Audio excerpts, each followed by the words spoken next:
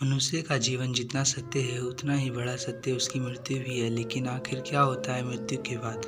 किस प्रकार जीवन आत्मा यमलोक तक पहुंचती है? यदि आपके बारे में ये जानना चाहते हैं तो अब हम आपको इस बारे में बताएंगे। तो चलिए वीडियो को स्टार्ट करते हैं। क्या होता है मृत्यु के बाद? तो जैसा कि आपको पता ही है, आज की वीडियो में हम बताएंगे मृत्यु के बाद क्या होता है। इससे पहले चैनल पर नए तो एक लाइक कर देना। मृत्यु का जीवन सबसे बड़ा सत्य है। मरने के बाद मनुष्य की आत्मा को यमलोक तक पहुंचाने के लिए कई प्रकार की मुसीबतों का सामना करना पड़ता है। लेकिन कैसा होता है मृत्यु के बाद का सच? यदि आप भी इसके बारे में जानना चाहते हैं तो आज हम इसके बारे में आपको बताएंगे। तो चलिए जानते हैं मृत्यु के बाद क्या होता है। क्या होता है मरने के बाद?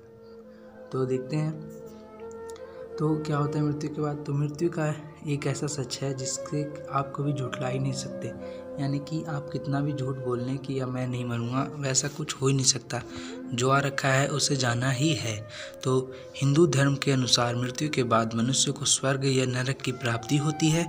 पुराणों के अनुसार जो भी व्यक्ति अपने अच्छे कर्म करता है उसके प्राण हरने देवता आते हैं।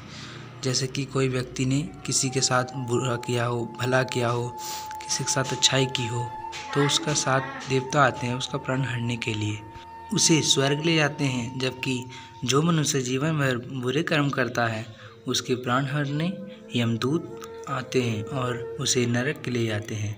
लेकिन उससे पहले उस जीवन आत्मा को यमलोक ले जाया जाता है।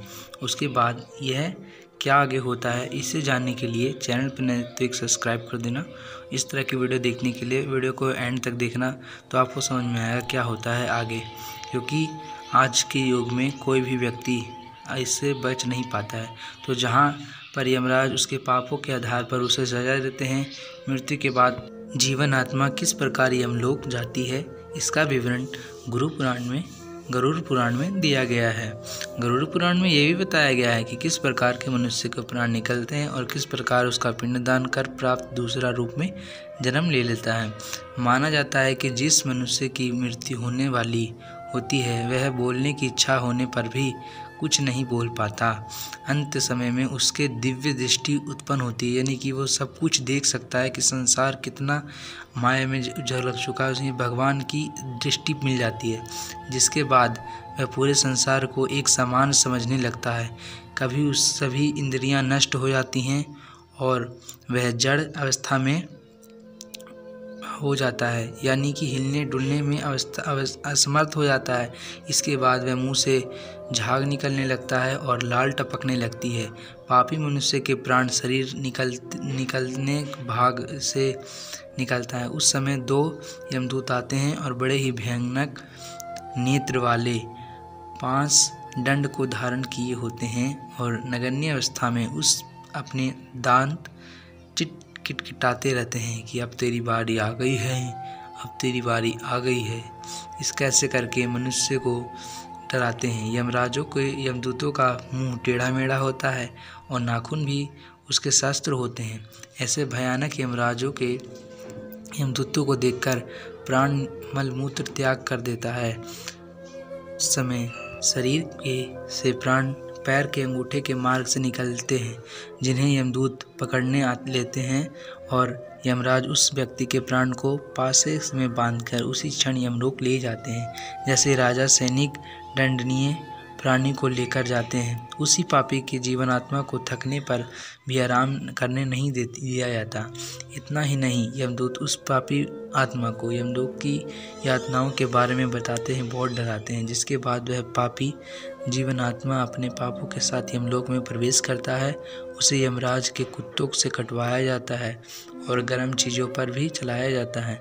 वह भूख प्यास से तड़पने लगता है। तब यमदूत उसकी पीठ पर चाबुक मारने लगते हैं और आगे के ले जाने के लिए कहते हैं। वह आत्म अंधकारमय मार्ग से यमराजों में प्रवेश करता है। गरुड़ पुराणों में के अनुसार यमलोक 99 योजन दूर है, जिसके बाद उसे भयानक नरक यातनाएं दी जाती है। इससे जीवनात्मा की यातना देखकर यम से आज्ञा पाकर कुछ देर की आकाश मार्ग से होकर गुजरती है, अपने घर को आती है। घर आकर वह आत्मा अपने शरीर में जाने का प्रयास करती है, लेकिन वह जीवन यातना यमदूतों के पास मुक्ति नहीं हो पाती और उस जीवन आत्मा को पिंडदान से ही दृष्टि होती है, यानी कि प्राप्ति होती है, जिसके बाद वह फिर से यमलोक हो जाता है।